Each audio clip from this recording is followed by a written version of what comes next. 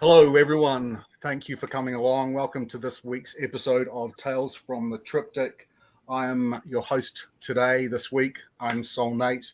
I'm back from a short hiatus, and I'm here with my Triptych comrades, Patrick from Trusty Huckster Mercantile and Katie from Vintage and Vinyl. How are you both? Good. How you doing? Wonderful, Nate. Great. I am melting here in New Zealand. It's about 72 today. It's a public holiday. It's Auckland Anniversary Day today. It's about 70% humidity.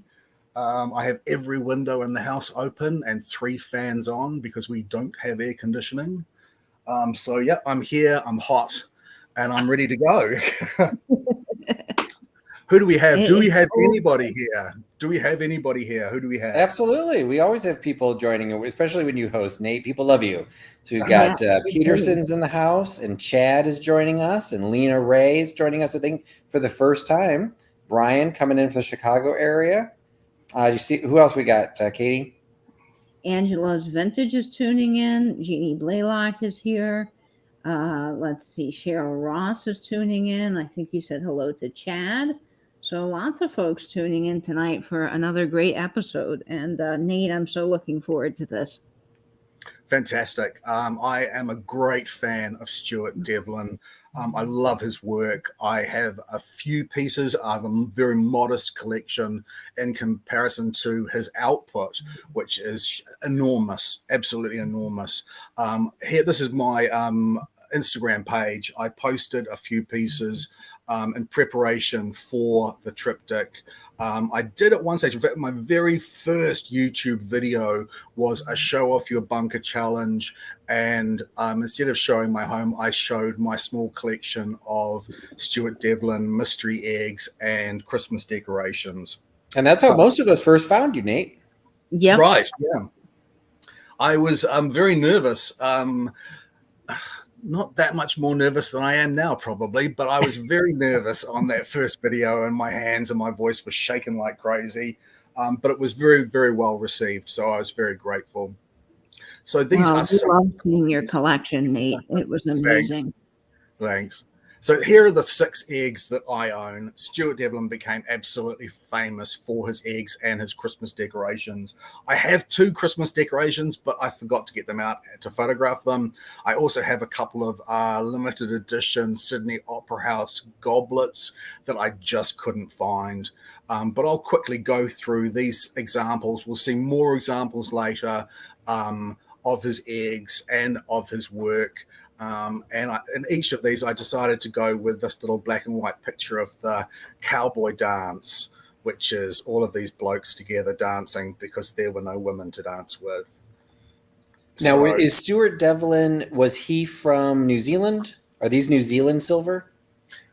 He was from Australia, and I will go into some history of Stuart Devlin after I show these pieces, but he was an Australian man, but he came to fame in London from about, that's going to really stretch my memory. I think it was about 65 he moved to London, and that's where he became really, really famous. He had a couple of high commissions prior to that, which were his coinage. He created the decimal currency for Australia and currency coinage for many, many countries, and I will come to some of those. Here's one of my eggs, and this is Prince of Wales, Feather the Fleur-de-lis. This is a little underneath. This is a Stuart Devlin mystery egg holder. These are strangely more rare than the eggs themselves. You almost never see these come onto the markets. And I managed to get one of those extremely inexpensively from an auction. So those weren't sold with the eggs? No, they weren't. You can see the fitted case behind that the egg would have sat in. You could buy them, but for every 100 eggs that I see, actually for every 300 eggs I see, I might see a stand. And when they do come up for sale, people jump on them. This is one of my favorites, this little mouse. The little mouse inside this wedge of cheese is actually on a spring. So he wobbles around when you hold him. He's a really beautiful little piece. So if you don't have the stand, how would you display the egg? Do they have a flat enough bottom that you could just set it upright, or would they just sit in the box like that? They would sit in the box. Some of them do have a slightly flattened bottom, so they could stand up by themselves. I think most collectors just keep them in their boxes. I keep them in the boxes. I keep them in the drawer. And if anyone, which is quite a Japanese style of collecting, if someone were to show interest, you would take them out box by box and you would open them and you would discuss them. So I don't have these out on display at the moment. I did actually buy a set of egg cups that I was going to display them on, but I actually just thought they looked a little bit naff, so I sort of I shelved that idea. This is a little pixie who's sitting on a toadstool. Sorry? I'm assuming keeping them in the box keeps them also safe from tarnishing. It does. It does. The tarnish is the oxidization of the alloy metals that are added to the pure silver to make it sterling silver to harden it. So that's what the tarnish is. So it does inhibit tarnishing, keeping them in the boxes. Where am I up to? Oh, I'm going the wrong way. Okay. Another one, I really like this particular one. This is another one that's sprung, this hippopotamus that's breaking through the water. This is oxidized. You can see the dark patination of the hippo itself. That's not tarnished so much as it's deliberate oxidization, patination of the sterling, of the silver. There's many different, probably 20 or 30, maybe more, different chemical compounds that can be painted onto the surface of sterling that will give it different sorts of appearances. And this is sort of gives it this gunmetal appearance, the gray of a hippopotamus. He's a real favorite. I really like him. Now, the outside of that one, it seems like the outsides have been different on are they all different, or each egg unique, or did he have a couple different finishes? Well, there are different finishes on the majority of them, where I'm pretty sure that there would be some overlapping because there are so many different eggs to collect, and inevitably there would have been some replication of the outside of the egg. That doesn't come up quite so well. That's got a really fine, beautiful fine brush effect on it. This one here, did I actually open that? The hippo, yeah. And is there one design on the outside that has a more desirability or collectability than other? No, I don't believe so. It's really what's inside. It's the surprise. It's the mystery that's inside. These were a nod to Fabergé eggs. Devlin had a real sense of whimsy about him. He loved nursery rhymes. This is a nursery rhyme inspired piece. This is Little Jack Horner. Unfortunately, you can't really see in a great deal of detail. See if I can just up this a little bit. Nope, it's not going to let me do that. The wood, there's a wooden texture of the floor of that he's seated on here that's just beautifully done. And this is the Metropolitan Opera Bicentennial egg. This is a really special one. This insert here is a nod to the chandelier that's in the foyer of the Metropolitan Opera building. This is the one in New York City? That's right. And it also comes with this little piece of paper, really poor focus, sorry, that actually draws you to all of the little patterns on the outside of this egg. They're all musical instruments and things like that.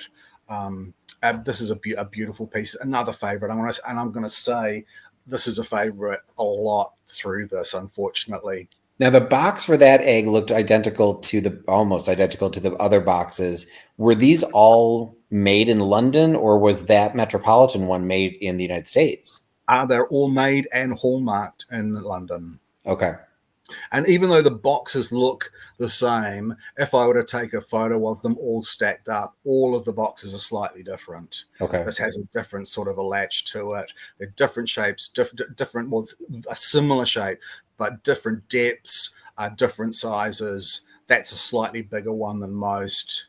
Now, for something like the Metropolitan Opera one, was he commissioned to do that, or did he choose to do that? Like, did he just design these eggs just like the Jack Horner one? He just designed it because it was appropriate to do. I think he would probably have been commissioned for that. I'm not 100% sure. He certainly did take a lot of commissions through his working life. Even Elizabeth Taylor commissioned him to make a piece, and I will show that a little bit later. It is an absolutely beautiful cocktail shaker that she had commissioned him for Richard Burton as a gift for Richard Burton. Wow. And I'm assuming all of these are hallmarked from the London Assay Office.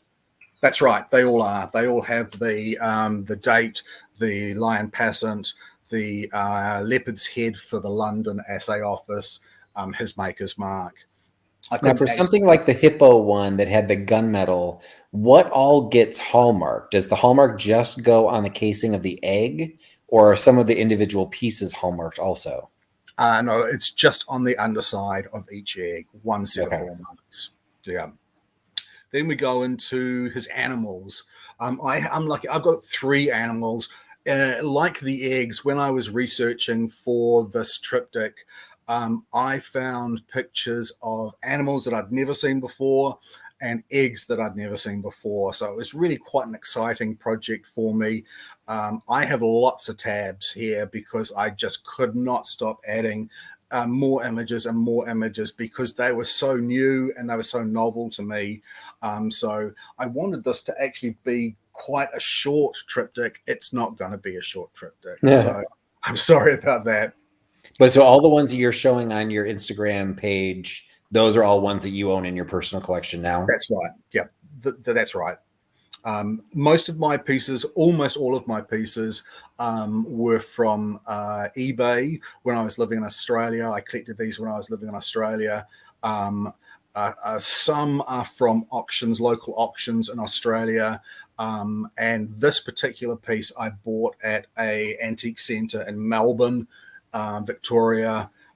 Very, very flashy place. I told the story on my first video of how I flirted outrageously with a guy that was working there, and I had asked him if any of the sellers had Devlin, and he said that he did. This piece was gifted to him. He was a buyer for a department store, and apparently they weren't allowed to accept gifts from the people that they were contracting with to buy for the department store. But he had talked to Stuart Devlin, and he got a contract with him to supply the department store with pieces. It was a very upmarket store.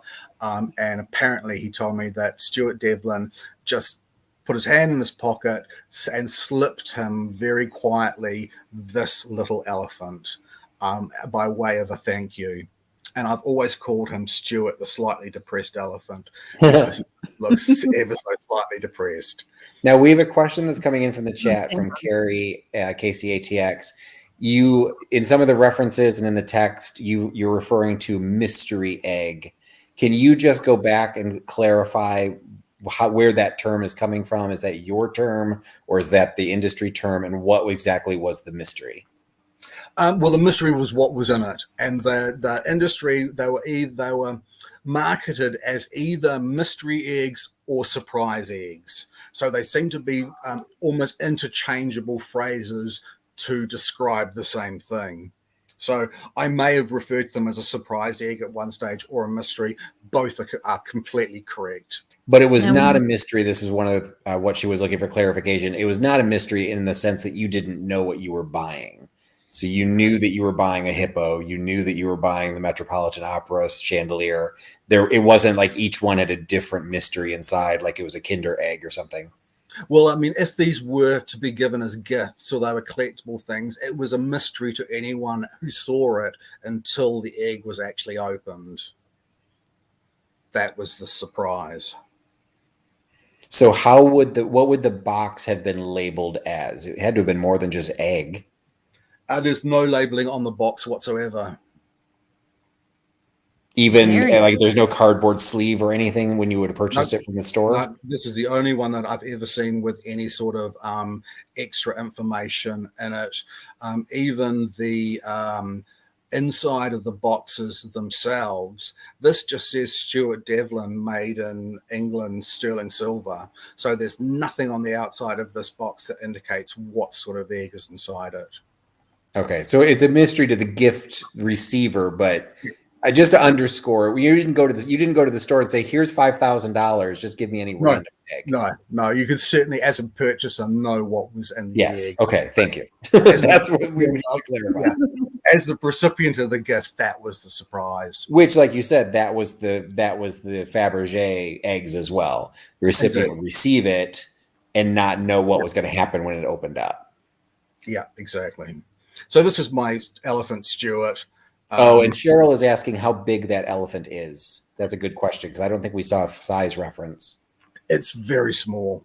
It's probably about... You said pocket. It fit in his pocket. Yeah, it's about 2 inches tall. And again, when I bought this, and I spent like 250 Australian dollars on it, and the guy gave me a discount from over 350. My partner at the time, my ex, was horrified that I would spend $250 on this tiny little thing. So it is only about I'm trying to think in inches for you, 1 inch and 3/4 to 2 inches tall. It's solid, so it is kind of heavy for its size. Is the platform part of it, or is he just sitting on something? I know that is just an onyx slab that I... Okay, so that's not part of the piece. No, it's not. I thought it was mounted. I had him on the mirror when I was taking the Patrick. photos, but the reflection made it difficult to discern what was elephant, what was Stuart, and what was reflection. So I put it on this little onyx slab. He looks great on there. He does look great. Yeah. In fact, I have another one which I usually display the pigs on, and it has a crystal druzy in the middle. So it actually looks like a little pig's wallow. And it's very effective. I actually couldn't find it for these photos, and my battery was running out, so I was desperately taking quick snaps. This particular one I bought at an auction in Australia, in Sydney. It was a weekday auction, and I'd never gone to that auction house before. I found it on an online catalog. I think I called and made an absentee bid of about $350, and I got this for I think about $160 before the buyer's premium. I've seen this particular one sell for about $700 this set. Wow. So there are three. Connected? Sorry? Are those connected together, or are they all separate? Individual three pieces? Individual pieces. The little suckling pig here is separate. This other one is separate. This little trotting piglet and the mother pig, the sow, they're all separate pieces. And this one here, the last one, again is a hippopotamus, but he is sitting on this tiny little mouse here. Again, this is whimsical. This is Stuart Devlin's sense of humor. Again, this is slightly bigger than the others, but it is not a big piece at all. And just out of curiosity, I did look up really quickly. The little Jack Horner, there's an egg for sale on eBay right now for $737. Yep. That's about the standard that you have to pay for them now. When I was collecting, I was paying somewhere between 350 and 450 Australian dollars for each one. I don't think I could afford to collect them at the moment. Yeah, the cheapest one is can't tell what's in this one. It's $418. Some for 5, 6, 7, 6, 6. So like you said, that's kind of the going rate. It's definitely not a bargain price. The Metropolitan Opera one is going for $1,600. Yeah, indeed. You do find a few that are hopeful opening bids It's a beautiful piece, and you never know, someone might just buy it at that price. But I think that's probably a little bit of wishful thinking. It is a gorgeous piece. Yeah. This piece here, the royal wedding of Charles and Diana. Again, as I mentioned in the Instagram blurb, royal memorabilia is made in vast quantities, enormous quantities. This isn't a limited edition piece, and I paid little for it. 60 US dollars for a piece of Devlin is very, very cheap. And I could not find another one of these for sale anywhere online as a comp. This is a letter opener for the 1977 Queen Elizabeth II Jubilee. I've just realized that I did actually take a photo of several other bowls that I have, and I didn't load it up. Great. These letter openers come on the market reasonably often as well, and there's a strong market. I can't remember what the last one actually sold for. Maybe you could see if you could find that out. There's Patrick. 2 listed right now, one for $470, one for $500. Right. Pull up the sold comps really quick. Looks like the last one sold for $490. Wow. I'm sure I wouldn't have paid more than 150 Australian dollars for that, probably significantly less. I think I was quite lucky at the time that I was buying. The market was much lower than it is now. So I've managed to collect, even though the collection is quite modest, I've managed to collect some really nice pieces for some very good prices. Yeah, your mouse with cheese just sold for $360. That's an extremely good price. That's way too cheap. That's worth Yeah, that mouse really was low. too cute. Yeah. I would say that possibly didn't have a box. Having the box does add to the price. It does have a box, but I maybe there's It's condition good. issues. There could be other reasons. Yeah. Or it could be someone just got lucky on the day. You know? Yeah, it had 19 bids. It just didn't go up very high. Wow. If I didn't have it and I saw that going for that price, I probably would have had a go at it myself. There's also a note that would drive you crazy, Nate. It says, excellent, might want to polish, because the picture is very, very tarnished. It does not even look silver. That could have been what hurt it too. That possibly it could have. Well, those are my pieces. I'll talk a little bit now about the man himself. Here we go. Here is, I thought I had a good photo of him in this one, and it's not what I expected. Okay. I'm just going to show you what he looks like. Yeah, we found sometimes that little merging of the tabs sometimes shifts the tab. Yeah. It does. Sometimes it puts it into another window for some reason. Here's the man himself, Stuart Devlin. As I say, he was born in 1931, died in 2018. He had collected a couple of honors through the years. He was Stuart Leslie Devlin, AOCMG. You are a sophisticated man, Patrick. Do you know what those honors are? ACOMG. AO is his first honor, and CMG is his second honor. No, I do not know. Great. I didn't think you would. I just know that you like to ask sticky questions when you're doing your triptych, so that is just payback. So the AO is actually, he is an officer of the Order of Australia, which is really interesting because he actually designed the medal that was the Order of Australia. That's the third highest honour in Australia. 1974, Australia began their own honour system. Before that, they used the English honour system. So the highest was a knight or a dame. The second highest was a companion, which would have been an AC. He is an officer, so he is an AO. Then it would have been a member, which was an AM. And then there is the Medal of the Order, which is an OAM. So he has an AO, which is an Officer of the Order of Australia. The CMG is an English honour. Not many people have an Australian and an English honour, and that makes him a companion of the Order of St. Michael and St. George. And he was born, as I say, in Geelong, in Melbourne. That is here. Lovely, lovely little seaside town. Not been to it myself. And I'm sure if you were to Google pictures of Geelong, it looks vast and sprawling and modern. And I doubt very much it was like that in 1931 when he was actually born.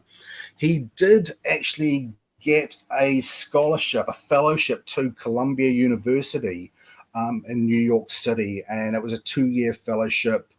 I think it was 1958 to 1960. After that, he returned to Melbourne, where he became an inspector for art schools. But he rose to fame in 1964 when he was the winner of a competition to design the decimal currency for Australia.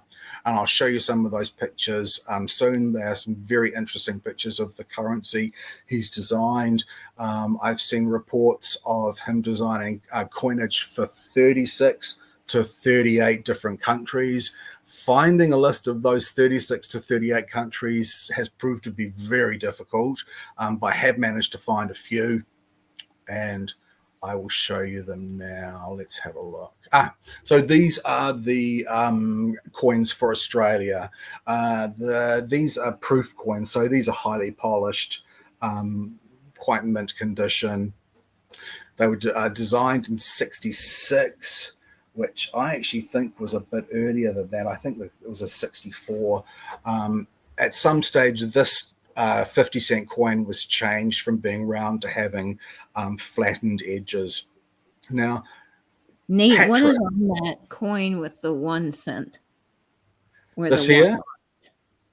This one here? Yes, that one. I was just going to ask Patrick that because I know Patrick has been to Australia. You've been to Australia, haven't you, Patrick? I've been to Melbourne, yes. Right. Okay. So you must be really familiar with the local fauna there. So Cthulhu? Sorry? Cthulhu? I have no idea what that is. It looks like I didn't even find its head. This here. Oh, there's its ears. Okay. Marmoset? It is a feather-tailed glider. Of course. Oh, that was my second guess. wow. And Patrick, the Everybody 2-cent knows piece, you must have come across these on the streets of Melbourne when you were there. Gila Monster? It's a frill-necked lizard. Which is Gila Monster. Okay, we're good. Yeah. And this one here is not a hedgehog. That I wouldn't even know it was an animal. Right. No. That's an echidna. And I'll put you. Oh, okay. Yeah. And this is a male of the superb lyrebird. And this obviously is a duck-billed platypus. Now, I have a coin that was carved up, turned it into a keychain, or, well, actually, I think I use it as a Christmas ornament. It had a kangaroo on it, which I don't see on here at all. That's because this was their first designs, and that coin will be either $1 or a $2 coin.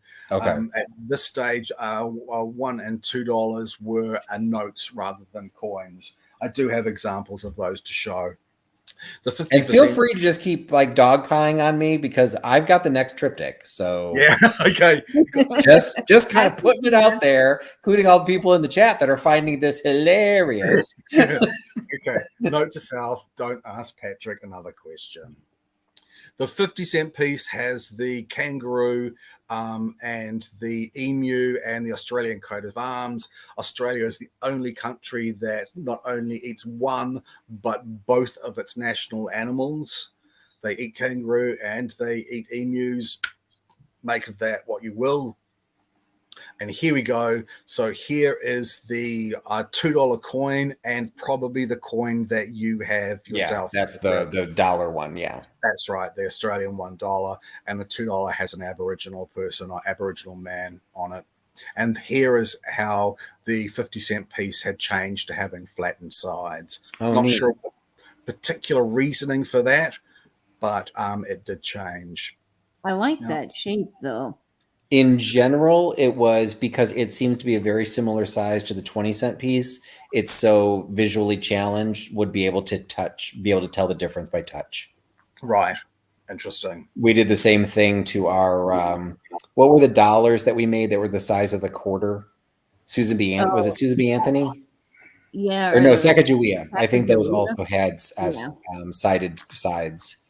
Because Yep. when you touched them, they were the same size, but one had the edges. Yep. And they often got mistaken for quarters. Yep. This is a bicentennial $1 coin with a different sort of kangaroo. This is a homage to Australian Aboriginal paintings, dot paintings. And here, it's interesting. This is a real good close-up. These proofs don't hold it, but for this one here, you can actually see that Stuart Devlin was allowed to sign the piece. And right here is SD. Oh, so those are his initials. Yep, those are his Oh, initials. interesting. Here's the one on the lyrebird. Up here is on the duckbill platypus. Oh, in U.S. currency, that would be where it was made. Right. I don't see one on this. That's interesting. Dollar. But and that is actually exactly the same as his hallmark on sterling silver. That looks exactly the same. These here are coins that he designed for Singapore. I know we have one Singapore person in the community, Fiona. So I'm not sure if these are still in circulation or not, but they're very interesting coins. These are from Ethiopia. Again, very interesting coins that he had designed for Ethiopia. This is an interesting one. This one was actually designed for Ethiopia, but it was not adopted. It was a rejected design. So this is a pangolin. Would have been a very, very pretty coin. So are there any prototypes of that? I'm not sure. I'm not sure if it ever got to the prototype phase and only got to this basic visual drawing phase of it. I'm surprised that it didn't, because it's an extremely interesting image. Again, the lion did not make production anywhere. That's a repeat of the same tab. Here we go. These are coins that he designed for the Cayman Islands, sorry, not the Canaries, the Cayman Islands. And again, he has signed it here and here and here.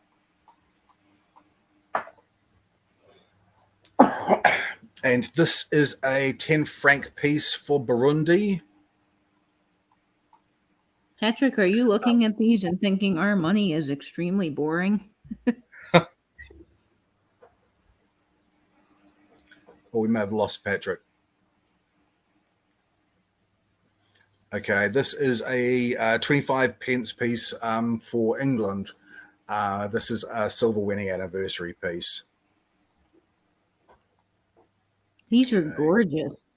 I don't know. These are also English. They are £1 coins. And you can see that there is a London, a Belfast, an Edinburgh, and a Cardiff version of these.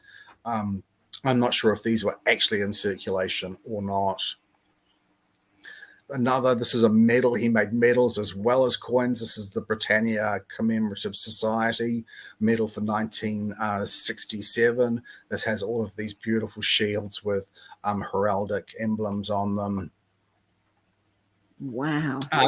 This one is for the Royal Australia Mint. This is a bullion coin, $100 bullion coin. Very interesting. Now, do these coins have collectability because they are Stuart Devlin pieces? Not because they're Stuart Devlin. This one certainly would for people who collected coins, but not so much. People collect Stuart Devlin's pieces are usually wanting the silver pieces rather than the coinage, although this is probably an exception to that. He made limited editions of these silver medals, and I think this is a limited edition of 377 sets. Very unusual number for a limited edition. These are kookaburras, Stuart Devlin birds of Australia, and that's a cockatoo. I'm not sure what that particular bird is. That's a raptor of some sort. This is the standard 50-cent piece for Australia, but this is the minting for the Commonwealth Games in Brisbane. And Tim has a question here from Teofane. He's asking, what does the ANZAC stand for? Where did we see that? It was on one of the coins, I believe. ANZAC. Well, that would be Australian, New Zealand, Army Corps or something like that. Whenever you see an A and an NZ, it's something to do with Australia and New Zealand together. I missed that. I'm sorry. I'm not 100% sure. I wonder if we have actually lost Patrick and he is trying to come back in. He says he's got some technical difficulties. I've tried to put... Are you back there, Patrick? I am here. Sorry. No problem, buddy. Do you want to go back to full screen? Am I back on full screen now? No. No. Okay, no, you're not. Okay. There we My go. fault. No problem. This is for the Magna Carta being sealed at Runnymede. And he also designed the medals for the Sydney 2000 Olympic Games. Oh, fun. Yeah. Oh, fantastic. that is incredibly cool. That's awesome. I should have tried to get better imagery for this because this truly is a beautiful medal. And this, as I mentioned, is the Order of Australia that he just designed and eventually was awarded himself. Wait, did he design it himself and gave it to himself? He designed it earlier than he actually received it. But, he received I'm going to it. get one of these. I want it to look good. Yeah, he did receive it officially and officially designed them. So that is an overview of his coins and medals. And now if we move on to his jewelry, is really quite amazing. And this particular piece here is a ring. It's in gold, 18 karat gold. This design is known as the caryatid. The caryatid, although you see this exact same design referred to as the peoples, but of course you know what a caryatid is, don't you, Patrick? Or should I stop asking you questions? He is so frightened. Yeah, he is so frightened of the question. He is faking a technical difficulty. He says that he keeps losing his connection, which has been an issue with that internet. So yeah. We don't have him back as yet. I'll keep on checking. And again, this is another selection of this caryatid design. Fantastic mounting, these beautiful big stones. They're probably a turquoise or an aquamarine. The bracelet, other ring formats here, quite stunning. Look at that brooch. Yeah, I've saved a lot of the brooches, I hope, to show. This is a particularly gorgeous ring. That is amazing, Nate. Again, this is an example of the sort of outstanding filigree work that he was engineering. Again, these are the caryatid, the little people you can see all mounted on each other, diamonds in the center. That's exceptionally beautiful. Now, is this in the collection of the Victoria and Albert Museum? It is. It is indeed. They have several pieces of Devlin's work. This is a 1972 piece. This brooch here is quite sweet as well. It's a cake slice. Oh my gosh, the detail of these are incredible. Quite amazing. That's an absolutely beautiful piece. I've never seen this piece before I started doing homework for this show. Again, these are eyes. I think he refers to these as eyes of Horus. Gem set, wonderfully textured. Now, is that a brooch? I think they are a pair of brooches or clips. Oh, they're a pair of brooches. Oh my gosh, wow. Quite stunning. Black pearl for the center of the eyes, sapphires and diamonds. Some cufflinks, slightly more modest, with an estimate of only $140 US. This is a stunning brooch and ring set with these spherical semi-precious stones. Quite beautiful. And this one, look at that. Don't want to log into that. I think this is absolutely stunning. And again, you can see the Stuart Devlin hallmark quite clearly down the bottom. Another stunning brooch. Now, what karat gold is that one made out of? I imagine that would be 18, I imagine. Estimated at 1,000, 1,500, 2,000. I imagine that's 18 karat gold. Wow, with I'm sure real pearls. Yes, indeed. The rare people's necklace. Again, this is an instance where the caryatid has been referred to as the people. Azure malachite, quite stunning. All these little people standing up on the top of the stone. Another example, this particular one is in the collection of the Cincinnati Art Museum. Quite stunning. That is incredible. Now, did they make more than one of those? I imagine there would have been a reasonably small and limited run of these particular rings.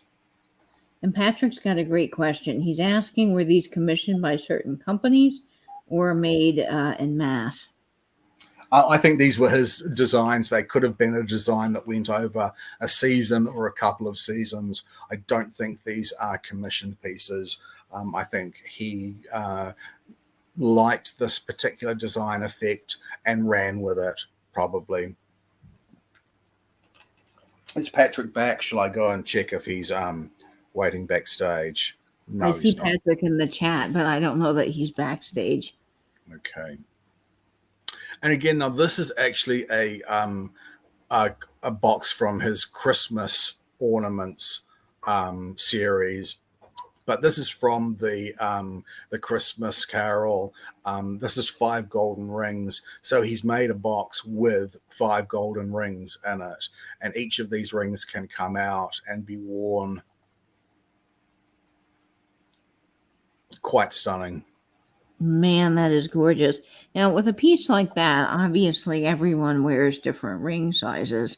So how did he do pieces like that?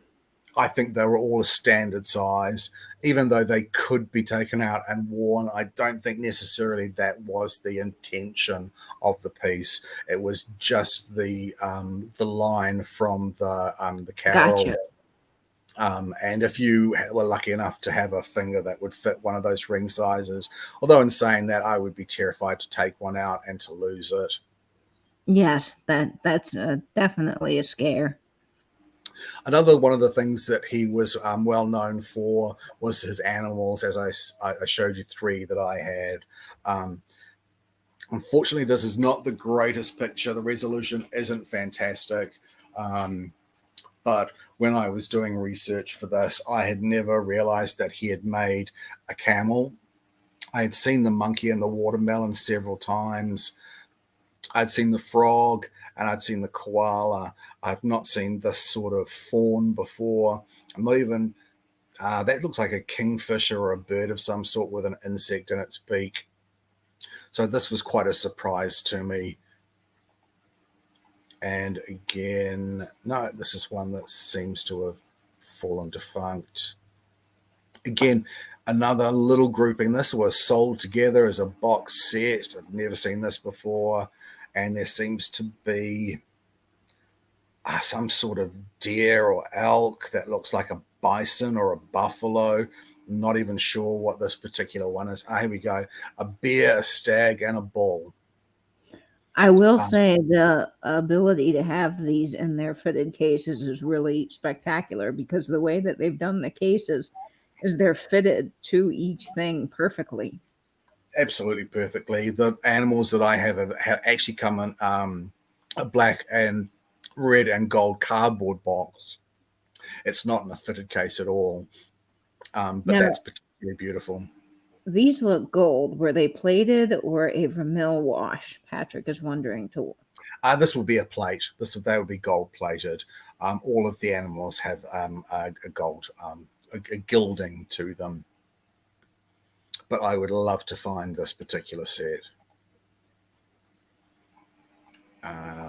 Where we go. I think this could be a repeat. Oh no, this is a slightly different photo, even worse than the last one, unfortunately.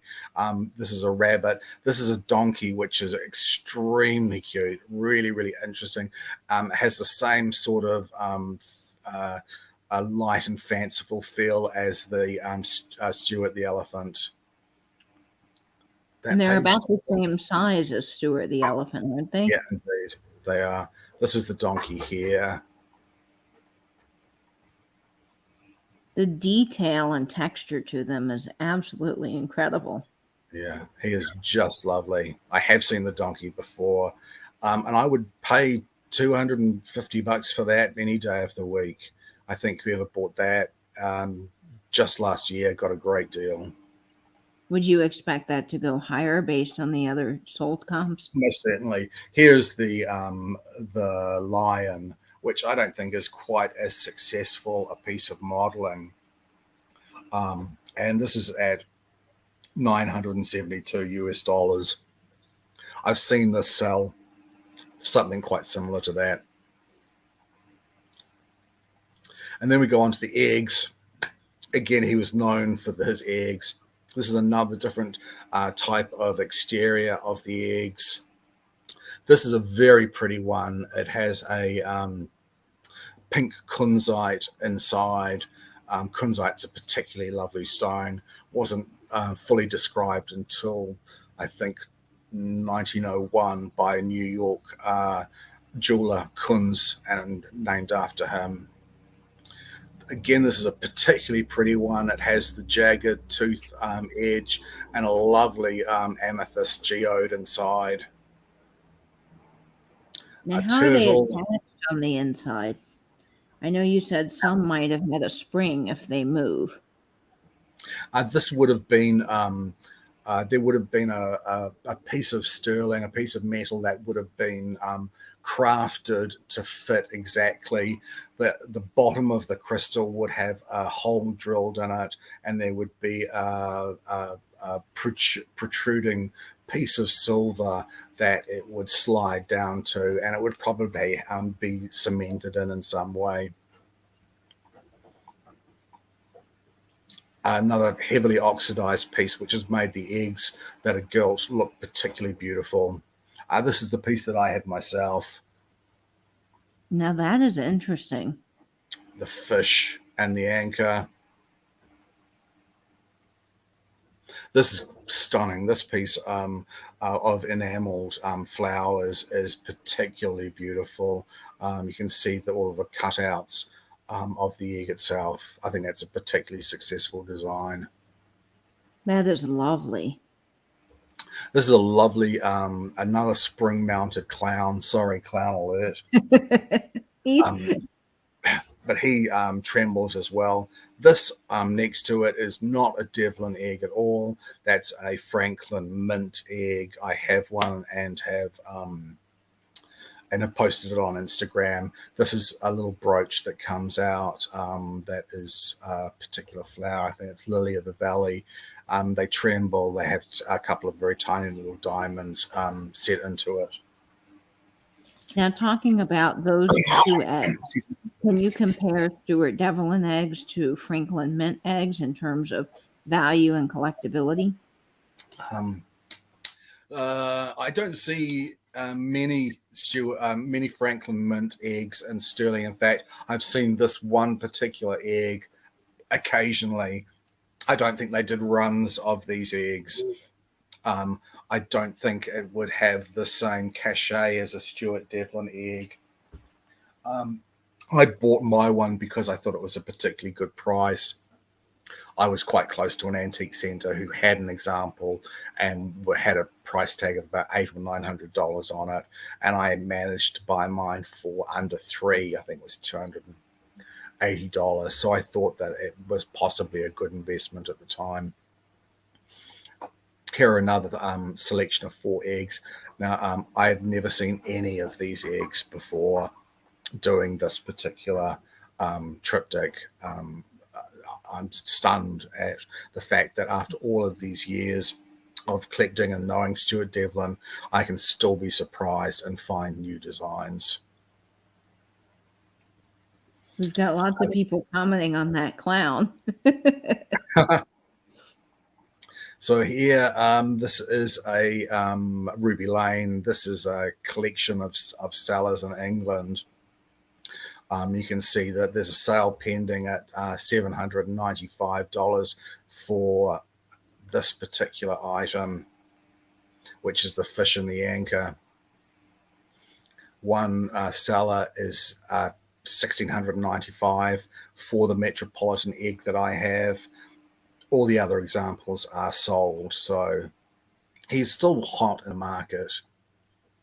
Now, Patrick has an interesting question because I was wondering this too. When did he stop designing? Well, he stopped designing.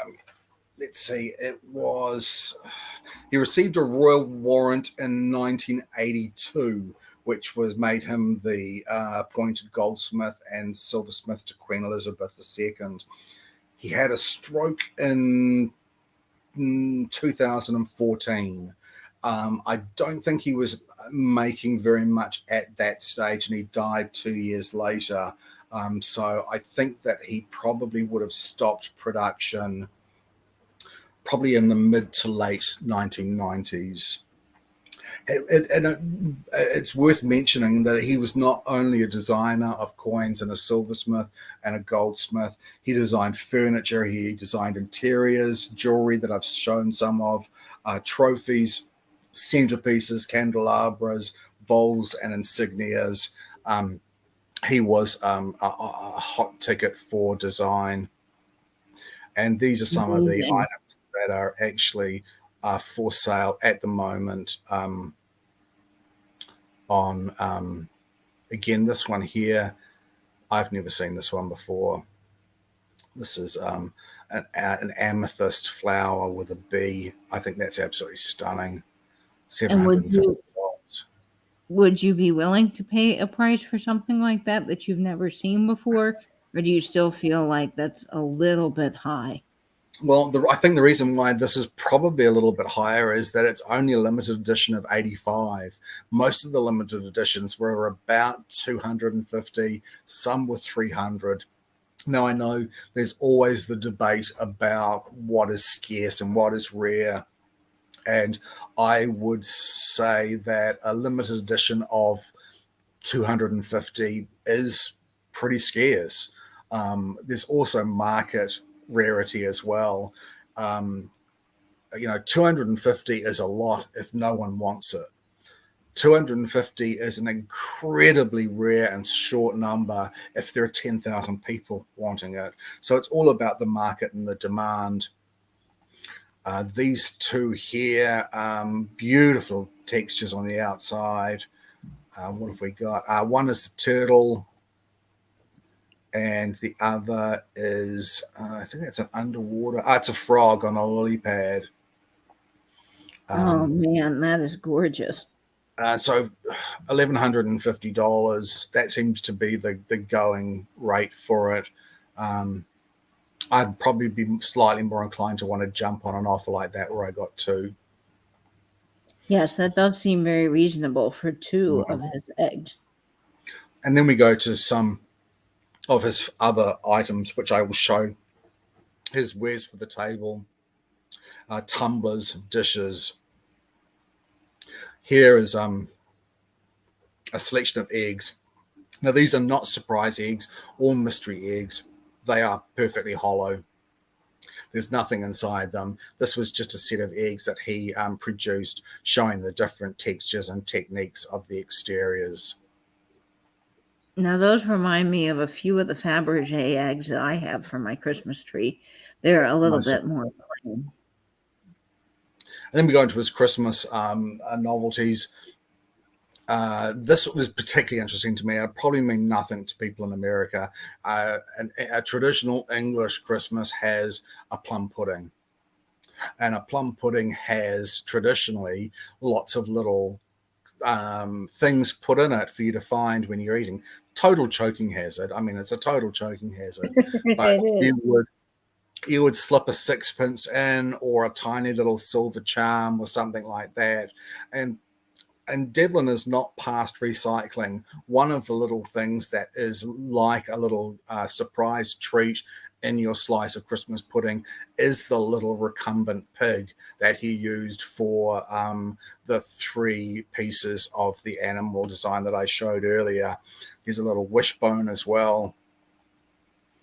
And excuse me. So here are some of his Christmas presents. So they all look like little Christmas presents. And these are all Christmas carols or Christmas songs. I have 2. I've got this particular one and another. That's a very nice one. That's from an old English Christmas song called I Saw 3 Ships. And he did these, which were Christmas baubles, like Christmas tree ornaments that you could open them up and there'd be a little a surprise inside. And another example here. Not quite sure what they're supposed to be. They could be carolers. And this is actually a Christmas cracker. That's a surprise box as well. So made in a limited edition of 100. This is a box that you could take open, and there would be little trinkets made of sterling silver gilt inside. So how much would one of those have sold for originally? I don't know. They were always expensive. They were expensive when they were new, and they're expensive secondhand. You know, when they come onto the eBay market, there's a strong desire amongst collectors to own pieces of Stuart Devlin. I first became interested in him. I used to watch the English series of Antiques Roadshow, and I had since I was a child. The English series started in 1979. When I moved to Australia, they didn't actually have that series on the television, so my mother would record them for me onto a VHS tape and would send them over when the tape was full.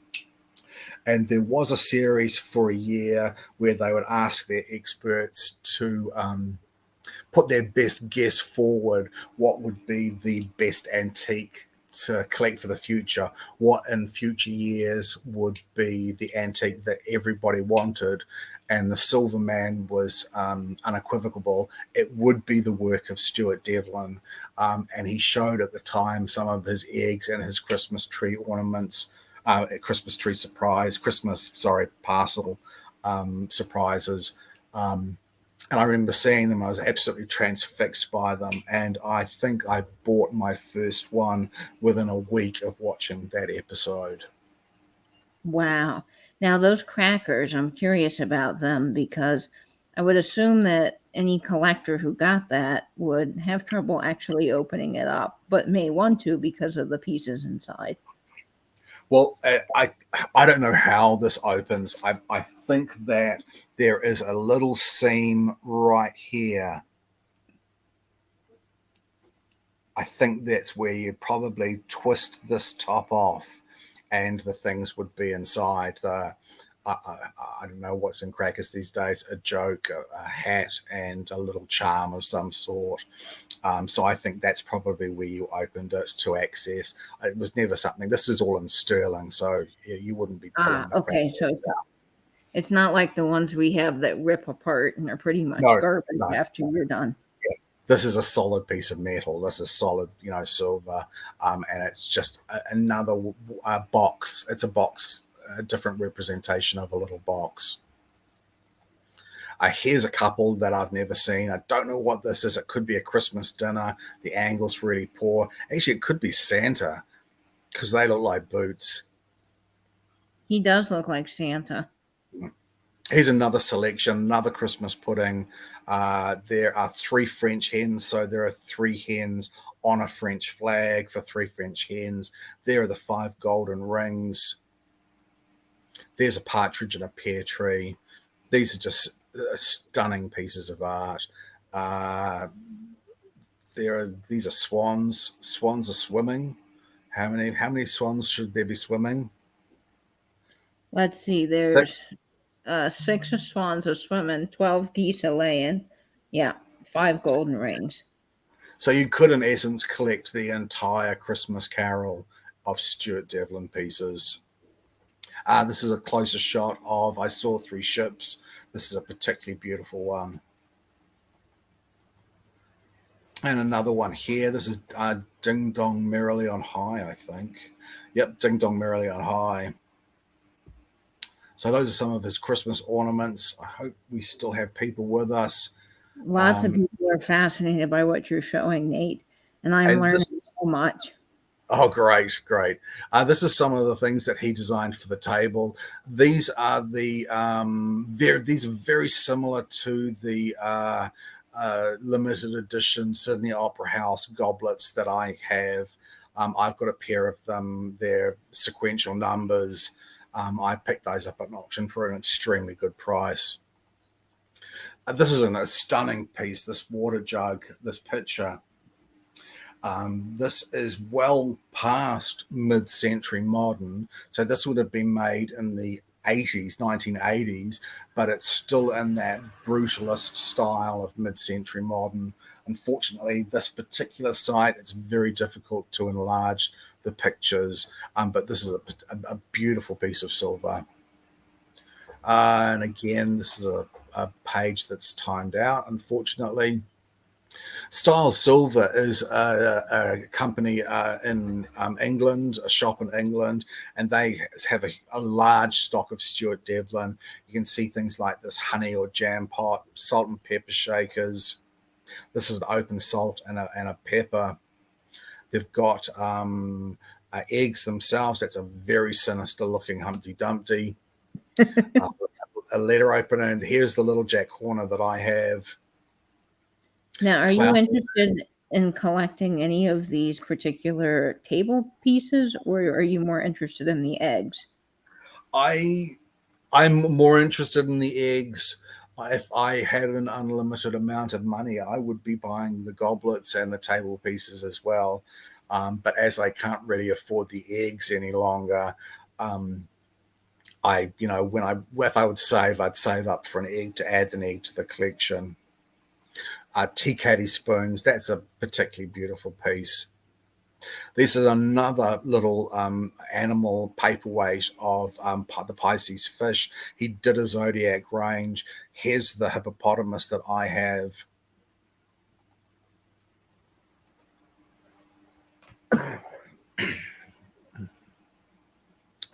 Sorry, these pages are a little slow in turning over. Here's the Aries, the Ram paperweight, another cruet set, wine coasters. This is the square egg stand. There it is. And considering a egg is 550 pounds, 175 pounds for this tiny little stand just shows how sort of unusual and scarce they are, even in comparison to the eggs themselves. I wonder why he didn't make more of those. I'm not sure. I'm really not sure.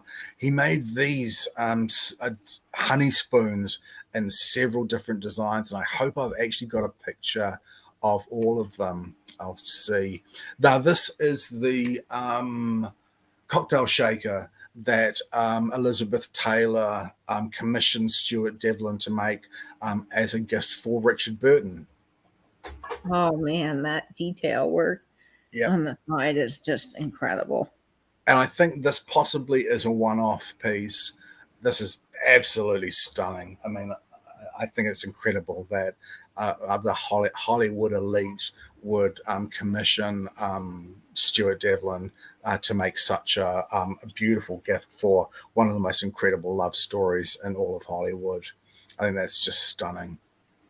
Now, I have a question, or Patrick has a question, but I'd like to go back to those egg stands. I'm curious, or Patrick's curious rather, if there is multiple styles of those, or if that was the only style that he did. There is more than one style. This one here is square. The one that I have is round. I don't know if there's any more shapes than those two particular ones. There could well be. There are something that looks very similar that are actually serviette rings. They're ever so slightly bigger, and I am sure you could get away with using it as a stand for an egg with some of the larger eggs, but I've only seen the standard round one that I have and this particular square one. Very interesting. And let's go on a bit. This coffee service. Oh, man. Yeah. So this is classic mid-century modern, and he made this very, very early in his career, 1959. I wanted to include it. I couldn't find another photograph of it. Absolutely stunning. It's possible that pieces like this would have actually earned him some of his fellowships and some of the accolades that got him to being the appointed to the Queen as the Royal Goldsmith and Silversmith. That piece is just incredible. I love the mid-century modern shape. Yeah. These are just absolutely incredible, absolutely beautiful pieces. These are incredibly grand candelabra, set of 3, enormous. I've seen singles slightly smaller than this sell for many, many thousands of dollars. That these are absolutely incredible.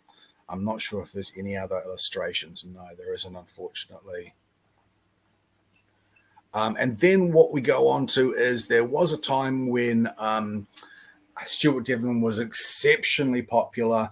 Everyone wanted his pieces. Not everyone could even begin to afford his pieces. So he teamed up with a company called Viners and designed pieces that were to be made in stainless steel. And these could be attainable for the working class people, the people that didn't have hundreds and hundreds of pounds to splash out on silverware. But they still kept this absolute sleek, stylish design. Here's a martini glass, martini cup that is stainless steel. This is a potpourri holder or a violet vase. Again, brushed stainless steel. Another goblet. This is a bowl, beautiful bowl. Again, really affordable, really affordable. So you could afford to have a piece of top design. Beautiful tumbler. This is a lovely series of martini goblets, a pair of bowls, another violet or potpourri. Devlin, when he made this particular style of bowl, he did, for when they were launched at Viners, make a limited edition of this exact bowl in sterling. Now, do you have any of those pieces, Nate? I don't. I limited my collection to just sterling silver pieces. I mean, I really admire him as a designer, and I do really admire the fact that he wanted his pieces to be affordable, but I really wanted to collect the sterling pieces myself. That makes sense. Again, wonderful. This is a candlestick. The design is incredibly elegant. They still sell for reasonably good prices, not the prices obviously that the sterling achieves, but this is a real look. This is a fantastic look. More potpourri, and we've come to the end. Oh my gosh, Nate, that is absolutely fascinating. You had some amazing eye candy tonight, and I think we all learned so much. Oh, thank you. I've really enjoyed sharing my passion for Stuart Devlin's work. Um, I really appreciate him as an artist, and I think other people might appreciate him also. And I hope that one day I will be able to add more pieces to my collection. Well, I think we're all going to be paying more attention to these pieces if we do ever come across them, because they are just absolutely stunning.